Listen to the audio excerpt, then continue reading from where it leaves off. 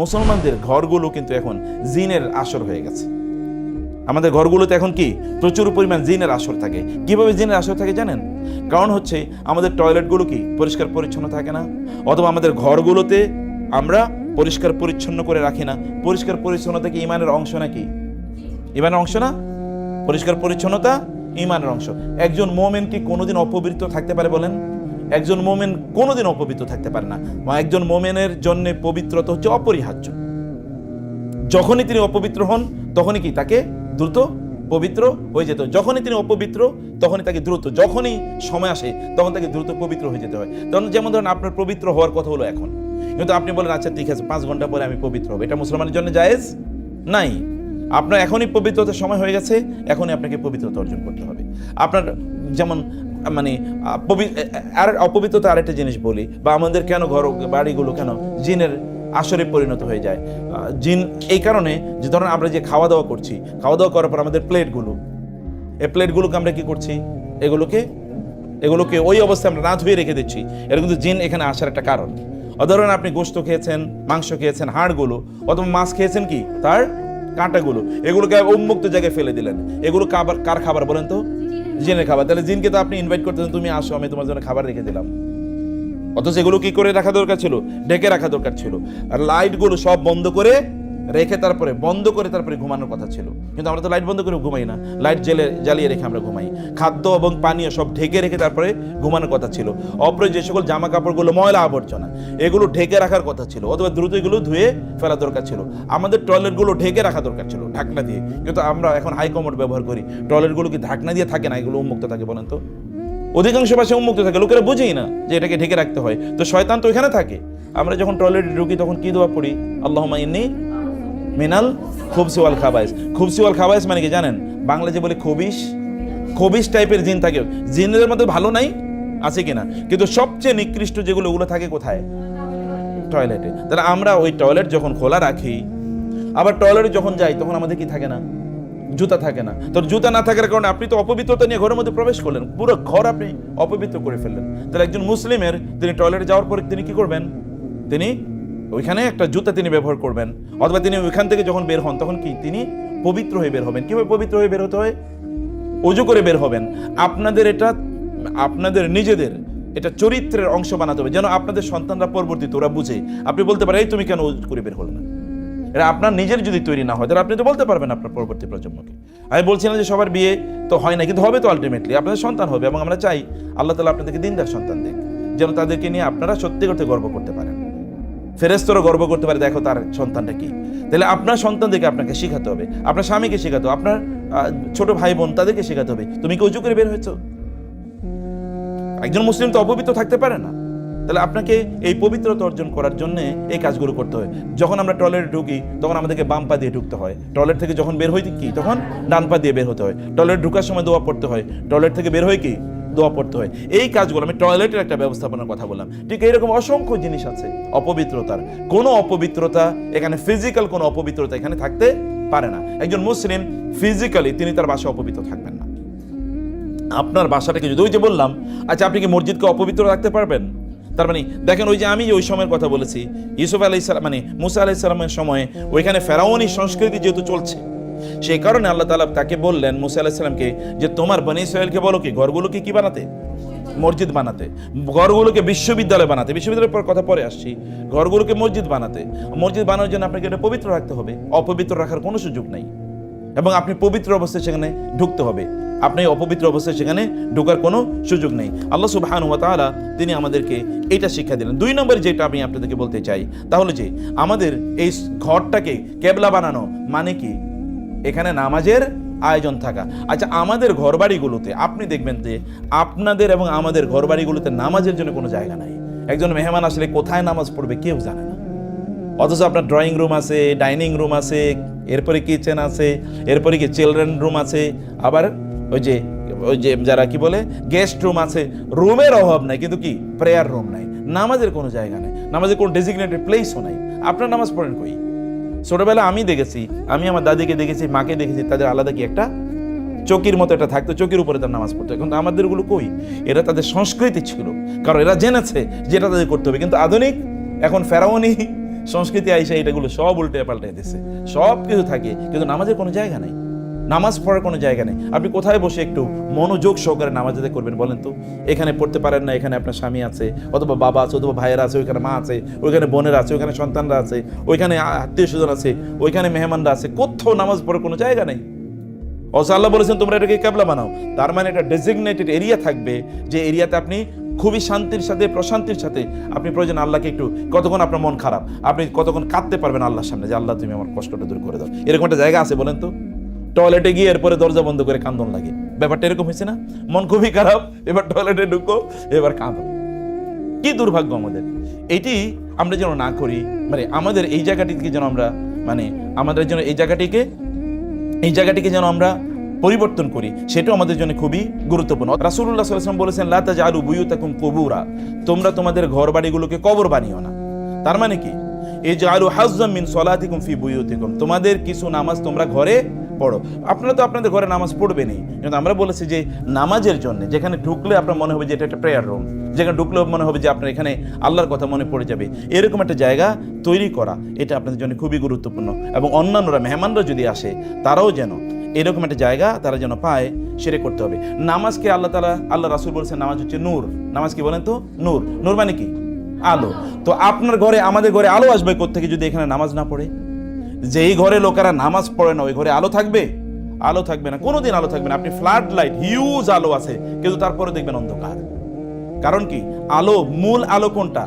আল্লাহ প্রদত্ত যে আলো, সে আলো তো এখানে নাই। আল্লাহ প্রদত্ত আলোর ব্যবস্থা এটি আমাদের করা দরকার। 2 নম্বর বিষয় এটা। 3 নম্বর বিষয় হচ্ছে যে আমাদের ঘরগুলোতে কোনো অবস্থায় মূর্তি, ছবি ইত্যাদি থাকতে পারবে না।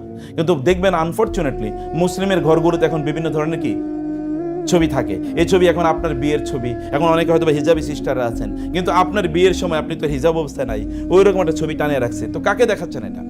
আর আপনারা তো জানেন রাসূলুল্লাহ সাল্লাল্লাহু আলাইহি ওয়াসাল্লাম বলেছেন কিয়ামতের দিন সবচেয়ে বেশি কঠিন শাস্তি দেওয়া হবে কাদেরকে? যারা মূর্তি বানাতো, যারা ছবি বানাতো, এই সকল ব্যক্তিদেরকে সবচেয়ে বেশি শাস্তি প্রদান করা হবে। এখন এখানে ছবি বানানো মানে আসলে ওই যে পাথর কেটে অথবা হাতে এঁকে এঁকে যারা ছবি বানায় তাদের কথা বলা হয়েছে, কিন্তু ছবি তো, অথবা এই ছবির মধ্যে কি আছে? আপনি যে ছবিগুলো টানিয়ে রাখছেন, এই ছবি কি টানে আনো? এটা মুসলমানদের সংস্কৃতি? এটা ওই যে ফেরাউনি সংস্কৃতি। কিভাবে বললাম ফেরাউনি সংস্কৃতি? আচ্ছা, ফেরাউন কি, তার ওই দেশে কি স্থাপত্য ছিল কিনা, স্কাল্পচার ছিল কিনা? ব্যাপক পরিমাণ ফেরাউনি সভ্যতা মানে হলো স্কাল্পচার। ব্যাপক স্কাল্পচার তৈরি করবে, তার ওইখানে প্রতিমূর্তি, তার প্রতিমূর্তি। গোটা পৃথিবী জুড়ে ফেরাউনি সংস্কৃতি মানে কি? ওইখানে স্থাপত্য থাকবে, তাদের ছবি, যিনি শাসন করছেন, যিনি করছেন, তিনি করছেন, তার এগুলো ছবি থাকবে। আপনার ঘরে যেন এরকম কোনো ছবি না থাকে, কোনো ছবি না, কোথাও না। আপনার যদি মোবাইলে থাকে থাকুক, কম্পিউটারে থাকুক, ডিভাইসে থাকুক, বইয়ের মধ্যে থাকুক, কিন্তু এটা প্রকাশ্যে দৃশ্যমান কোথাও যেন না থাকে। যদি থাকে তাহলে হাদিসে রাসূল সাল্লাল্লাহু আলাইহি ওয়াসাল্লাম বলেছেন ফেরেশতারা সেই ঘরে প্রবেশ করে না যে ঘরে কি ছবি থাকে, অথবা কি যেখানে কুকুর থাকে। তার মানে এবার এরপরে চলে এসে কি কুকুর। কোন মুসলিম তিনি তার ঘরে কুকুর লালন পালন কি তিনি করতে পারেন? আপনার সূরা কাহাফ কি শুক্রবারে পড়েন কিনা? সূরা কাহাফ পড়েন না? সূরা কাহাফে দেখবেন ইউসুফ, মানে ওইখানে যে আসহাবুল কাহাফের একটা কুকুরের কথা বলা হয়েছে না? দেখবেন এত ইন্টারেস্টিং, কোরআনের প্রত্যেকটা শব্দ কিন্তু আমাদের জন্য বিশাল মেসেজ দেয়। ওয়াকালবুহুম বাসিতুন যিরাইহি বিল ওয়াসিদ লাবিত্তালাতা আলাইহিম লাওয়াল্লাইতা মিনহুম ফিরারাও ওয়ালা মুলিতা মিনহুম রুবা। আপনি দেখেন যে ওইখানে যে কুকুরটা ছিল, কুকুরটা কি তাদের সাথে ঘুমাইছে? কোথায় ছিল? দেখছেন, তারা ঘুমিয়েছিল পর্যন্ত, কিন্তু তারপরে তাদের কুকুর কি তাদের থেকে আলাদা, বাইরে। অতএব মুসলমানদের যদি কোনো কুকুর যদি তাদের থাকেও, তাহলে কুকুর থাকবে কোথায়? এটা কি মুসলমানের বিছানা পর্যন্ত আসতে পারে? এটা কুকুর মুসলমানদের সংস্কৃতি, কুকুরের সংস্কৃতি না। কিন্তু অন্যদেরকে দেখবেন কি পরিমাণ কুকুরদেরকে তারা ভালোবাসে, লালন পালন করে, এগুলো নিয়ে তারা ঘুমায়। এটা মুসলমানের সংস্কৃতি না। মুসলিমরা কেবল দুটো উদ্দেশ্যে তারা কুকুর লালন পালন করতে পারে। একটা হলো পাহারা, থাকবে কোথায়? ওই যেমনি ভাবে আসহাবুল কাহাফের ছিল বাইরে, তেমনি ভাবে থাকলে পাহারা দিলেও বাইরে থাকবে। 2 নম্বর বিষয় হচ্ছে, যদি কুকুর যদি তাদের যদি রাখতে হয় কুকুর, তাইলে ওই কুকুর তারা কি করবে বলেন তো? ওই কুকুর তারা ধরেন তাদের শিকার করার জন্য, মানে প্রাণী শিকার ইত্যাদি করার জন্য তারা, কোরআনে আছে মুকাল্লিবিনা, তারপর ওই কুকুরকে প্রশিক্ষণ দেওয়া লাগবে। কিন্তু আলটিমেটলি কুকুর থাকতে হবে বাইরে। রাসূল সাল্লাল্লাহু আলাইহি ওয়াসাল্লাম বলেছেন কোন একজন মুসলিম, মানে কোনো মানুষ, তিনি যদি কুকুর অপ্রয়োজন, এই 2টা কারণ ছাড়া, অন্য কোনো কারণ ছাড়াই তিনি যদি কুকুর লালন পালন করেন, তাইলে প্রতিদিন তার আমলনামা থেকে 1 কিরাত পর্যন্ত কি সব কমে যাবে। মানে 1 কিরাত মানে কি জানেন আপনারা? এক কিরাত মানে উহুদ পাহাড়। উহুদ পাহাড় মানে কিন্তু একটা ছোট পাহাড় না, এটা বিশাল বড় পাহাড়, লম্বা একটা পাহাড়ের সারি। এই পাহাড় পর্যন্ত আমল কমে যাবে, দেখা যাবে গোটা জীবন জুড়েই তার এত আমল নেই। অথচ কি একটা কুকুর, তাইলে তার আমল তো মাইনাস হতে থাকবে, তার আরো কি মাইনাস। তাই এই ব্যক্তি আমল করে কিভাবে জান্নাতে যাবে? তো একটা কুকুরই তার সব আমল খেয়ে ফেলছে। এটা মুসলমানের বাসায় বা তার অবস্থা কোনোদিন হতে পারে না। এরপরে যেটা আমি বলতে চাই, মুসলিমদের ঘরবাড়িগুলোতে, তাদের ঘরবাড়িগুলো আমরা বলেছিলাম কি এটা একটা বিশ্ববিদ্যালয় হবে, এখানে সকল ধরনের এডুকেশন থাকবে। আমাদের ঘরবাড়িতে সব আছে কিন্তু কোনো বইপত্র নাই। আপনাদের ঘরে যেমন আমাদের ঘরে, স্যারের ঘরে যদি আপনি ঢুকেন, স্যারের তো বই মানে এত বেশি যে এগুলো মাঝে মাঝে বিভিন্ন জায়গায় দান করে। মানে আমাদের বই এত হয়েছে যে বিভিন্ন জায়গায় 3-4টা জায়গায় বই রাখার পরেও এখন রাখার জায়গা নাই, এত পরিমাণ বই। এটা মুসলিমদের সংস্কৃতি আমি বলছি। কিন্তু আপনাদের বাসায় কি বইপত্র আছে কিনা? আপনার বাসায় ধরেন ঢোকার পরে একটা শোকেস, প্রথমে তো দেখি একটা জুতা রাখার জায়গা, এরপরে তো হাবিজাবি আছেই, কিন্তু বইয়ের কোনো কিছু নাই। আর বই যদি থাকে তাহলে হুমায়ুনের উপন্যাস, শরৎচন্দ্র অথবা কি রবীন্দ্রনাথের উপন্যাস ছাড়া আর কিছু নেই। তাহলে সেখানে আপনার আল্লাহর কিতাব কই, রাসূল ইসলামের জীবনী কই, হাদিসের বই কই, ইসলামের ইতিহাস কই, যেগুলো জেনে আপনারা অথবা আপনাদের পরবর্তী প্রজন্ম তাদের মধ্যে দিনই স্পিরিট তৈরি হবে, সেটি আমাদের মধ্যে থাকা দরকার। এটা রাখতে হবে। এটা একটা ইউনিভার্সিটি, এখানে পড়াশোনা হবে কোনো না কোনো, এখানে ডাইনিং টেবিলও পড়াশোনা হয়। ডাইনিং টেবিলে আলাপের বিষয় কি থাকবে? কোরআনের ইস্যু থাকবে, ইসলামের বিভিন্ন মানে ঐতিহাসিক ইস্যু এখানে আলোচনা থাকবে। এখানে অথবা ধরেন হালাকা হলো বিভিন্ন সময়, এই হালাকার মধ্যে এই সকল আলোচনা হলো। বিভিন্ন হালাকা মানে আপনি আপনার পরিবার পরিজনকে নিয়ে 10 মিনিটে আলোচনা করলেন, 5 মিনিটে আলোচনা করলেন, কোরআন নিয়ে আলোচনা হলো, হাদিস নিয়ে আলোচনা হলো, এরকম একটা জায়গা এখানে। কেবল এখানে কি শেয়ারিং ইনফরমেশন, আপনার বাচ্চারা কিভাবে দিন শিখবে, অথবা তারা মুসলিমদের সম্পর্কে, ইসলামের ইতিহাস তারা কিভাবে জানবে, নবী রাসূলের কথা কিভাবে জানবে, আল্লাহকে কিভাবে জানবে, জান্নাত কিভাবে জানবে, জাহান্নাম কিভাবে জানবে। কারণ এডুকেশন সিস্টেমে তো নাই, সংস্কৃতির এটা নাই, ঘর থেকে বের হলে এটা নাই। অতএব ঘরটাকে আপনার ওই যে বনী ইসরাইলের মতো ঘরটাকে আপনি কি আপনার দুর্গ বানাতে হবে, সবকিছুর সেন্টার এটা। Everything is there in your house, inside your house. এবং এখানে একটা মেহমানদারির ব্যবস্থা করে। এখন তো মেহমানদারি নাই, আপনার বাসায় মেহমান আসবে এটা শুনলে দরজা আটকে, উনি বাসায় নাই, যতই বেল টিপতেছে তখন বুঝায় যে উনি দরজা খোলে না, মানে উনি বাসায় নাই। অথবা মেহমান আসবে, শোনার পরে দরজা বন্ধ করে তারপরে আমরা চলে যাই। মেহমান একদিন থাকলেই তো মারামারি লাগা শুরু হয়ে যায়। আধুনিক যুগে বিশেষ করে আপনাদেরকে বলছি, আপনারা যদি চান যে আপনাদের পরিবারগুলো সত্যিকার অর্থে ভালো থাকুক, সুখী হোক, তাহলে আপনারা মেহমানদারি করা শিখেন। এটা আমাদের মুসলমানদের ঐতিহ্য। আমরা হচ্ছে ইব্রাহিম আলাইহিস সালামের জাতি। ইব্রাহিম আলাইহিস সালাম আমাদের পিতা না? মিল্লাত আবিকুম ইব্রাহিম। ইব্রাহিম আলাইহিস সালাম আমাদের পিতা। ইব্রাহিম আলাইহিস সালাম কি ছিলেন বলেন তো? তিনি প্রচন্ড মেহমানদার ছিলেন। আপনারা দেখবেন সূরা ইব্রাহিম, সূরা সাদ সহ অনেক সূরাতে আল্লাহ সুবহানাহু ওয়া তাআলা বলেছেন, ইব্রাহিমের কাছে আসলো কারা? ফেরেশতারা। ইব্রাহিম আলাইহিস সালাম মনে করলেন এরা যেহেতু মানুষের শুরুতে এসে এরা মেহমান, তিনি গিয়ে দ্রুত একটা বকরি জবাই করলেন। এটা পুরোটা ভুনা করে নিয়ে আসলেন। পুরো একটা বকরি খাসিকে ভুনা করে, এটা কি সাধারণ কথা হইল? আমরা হলে 2-4টা করতাম, কিন্তু একটা পুরো, এটা আরবের সংস্কৃতি দেখবেন, আরবে বিশাল বড় বকরি খাসি এটা ভুনা করে ফেলে। এইটা তিনি করে এদের সামনে এনে দিলেন খাওয়ার জন্য। তারা তো খাচ্ছেন না। তখন মানে ইব্রাহিম আলাইহিস সালাম ভয় পেয়ে গেলেন, এরা কারা, খাচ্ছে না কেন? তখন তারা বলেন, আমরা তো ফেরেশতা, আমরা খাই না। ফেরেশতারা তো খায় না। এই যে সংস্কৃতি, মেহমানদের সংস্কৃতি, আপনি একজন মেহমান আসলে 20টা আইটেম কেন করতে হবে? আপনি কি ডাল আর আলু দিয়ে মানে ডাল আর আলু ভর্তা দিয়ে খাওয়াতে পারেন না? খাওয়ান, আপনি যা খান তাই খাওয়াবেন। এটা একটা ভালোবাসার প্রতীক, তাই না? এখন অনেক কিছু করবেন বলে কিছুই করা হয় না। নো, এটাকে সিম্পল, মেক ইট সিম্পল, তাহলে মেহমানদারি করতে পারবেন। মেহমানদারি করাটা কি? এটা আমাদের জন্য রাসূল সাল্লাল্লাহু আলাইহি ওয়াসাল্লাম বলেছেন, ঈমান যে আল্লাহর প্রতি ঈমান এনেছে এবং আখিরাতের প্রতি ঈমান আনে, সেজন্য মেহমানদারি করে। তাহলে এটা ঈমানের প্রতীক। আমরা যে মোমেন, এটা তার একটা প্রতীক। এটা কোনোভাবে এটা যেন আমাদের পরিবার থেকে যেন এটা মিস না হয়। আমাদের বাসা বাড়িগুলো যেন নারী পুরুষের অবাধ মিশ্রণের জায়গা না হয়ে যায়। পুরুষরা মেহমান আসলে তারা আলাদা জায়গায় থাকবে, মহিলারা আলাদা জায়গায় থাকবে। কোনো একটা বাড়িতে আপনি জানেন, কোনো একজন নারী তার বাসায় তার স্বামীর অনুমতি ছাড়া ভিন্ন কোনো পুরুষ প্রবেশ করা হারাম, নিষিদ্ধ। তার বাড়িতে, তার ঘরে অন্য কোনো পুরুষ, এমনকি স্বামীর ভাই, তার অনুমতি ছাড়া তিনি প্রবেশ করতে পারবেন না। এটা নিষিদ্ধ, হারাম।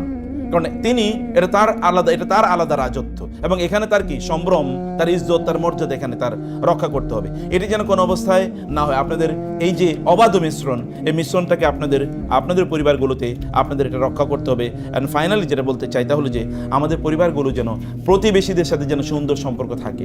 এমন যেন না হয় যে আমরা একা মানে এখন তো অধিকাংশের অবস্থা হলো যে তারা একা থাকতে চায়, অন্য কাউকে তারা কোনো অবস্থায় শেয়ার করতে চায় না। ফলে সুখগুলো এখন আমাদের আসলে কি এখন মানে ট্রানজিটিভ না, এগুলো এখন ইনট্রানজিটিভ হয়ে গেছে, নিজের মধ্যে সীমাবদ্ধ, ফলে নিজের দুঃখে নিজে মারা যায় অথবা নিজের সুখে কি নিজে অহংকারী হয়ে পড়ে। এইটা আমাদের জন্য কোনো অবস্থায় কোনো মুসলিমের জন্য এইটা জায়েজ হতে পারে না। পরিবারগুলোতে আনন্দ খুশি ইত্যাদির ব্যবস্থা রাখবেন, পরস্পরকে সাহায্য করবেন, সহযোগিতা করবেন এবং ভালোবাসবেন। এইভাবে পরিবারগুলোকে যেন আমরা সত্যিকার অর্থে, মুসা আলাইহিস সালাম, মনে আছে আমি কি গল্প দিয়ে শুরু করেছিলাম? বনি ইসরাইলকে ফেরাউন একটা অঞ্চলে আলাদা করে রেখে দিয়েছিল, ওইখান থেকে তারা বের হতে পারতো না, তাদের শিক্ষা সভ্যতা নিষিদ্ধ, তাদের দিনী প্র্যাকটিস নিষিদ্ধ, তাদের জ্ঞান অর্জন করা কি সব নিষিদ্ধ, ব্যবসা বাণিজ্য করা সব নিষিদ্ধ। আল্লাহ বললেন তোমাদের ঘরগুলোকে তোমাদের সব বানায় ফেলাও, তোমাদের ঘরগুলোকে কেবলা বানাও, তোমাদের ঘরগুলোই তোমাদের ইউনিভার্সিটি হবে, তোমাদের ঘরগুলোই তোমাদের কি হবে, তোমাদের মসজিদ হবে, তোমাদের ঘরগুলোই তোমাদের আনন্দ ফুর্তির জায়গা হবে, সব এখানে হবে। এবং এই কারণে ওরা কিন্তু বেঁচে গিয়েছিল, আদারওয়াইজ ওরা কিন্তু বিলীন হয়ে যেত। এখন আমরাও কিন্তু এরকম বিলীন হওয়ার পথে, আমাদের কোনো সক্রিয়তা নেই। যদি এখন বলা হয় আপনাকে মানে ধরেন বড় বৃহত্তর কোনো একটা রাষ্ট্রের অংশ বানিয়ে দেওয়া হবে, দেখবেন বাংলাদেশের 70% লোক খুশি হয়ে যাবে, ওকে আমরা তাদের সাথেই থাকবো। গতকাল একজন বলছিল আমরা আসলে স্বাধীন হয়েই ভুল হয়েছে, আমরা একসাথে থাকলেই ভালো হইতো, আরো বহুত আগে। মানে এইরকম মেন্টালিটি মানুষের মধ্যে তৈরি হয়ে আছে। যাই হোক, আল্লাহ সুবহানাহু ওয়া তাআলা যেন আমাদের ঘর বাড়িগুলোকে যেন আমরা সত্যিকার অর্থে একটি আদর্শ মসজিদের মতো এবং বিশ্ববিদ্যালয়ের মতো তৈরি করতে পারি, আমাদের জন্য স্পিরিচুয়াল সেন্টার হয়, এটাই যেন আমাদের জান্নাতের পথে আমাদেরকে পরিচালিত করতে পারে, সেরকমভাবে যেন আমরা নির্মাণ করতে পারি। আল্লাহ তাআলা সেই তৌফিক দান করুন। আল্লাহুম্মা আমিন।